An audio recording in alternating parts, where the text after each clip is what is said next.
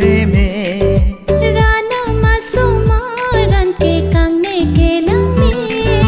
ka char wo ching che ave ni nga rong sai ne Hallelujah Hallelujah Hallelujah Hallelujah Kanang kanang kanang ilira nama phale Ronang ronang ronang ili Jesuranam le Kanang kanang kanang hilira nama phale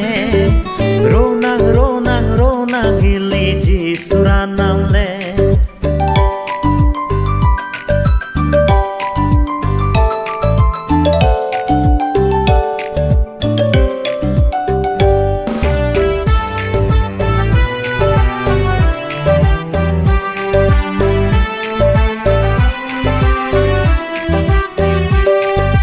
Nang li ke lun se ju me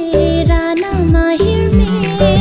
mirdong prak so nang the lo te te kla asun roi ji ne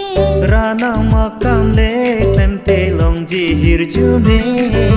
Bir te ki sung teng ne de ji sining hem ring me Hallelujah Hallelujah Hallelujah Hallelujah Kanang kanang kanang hilira nama phale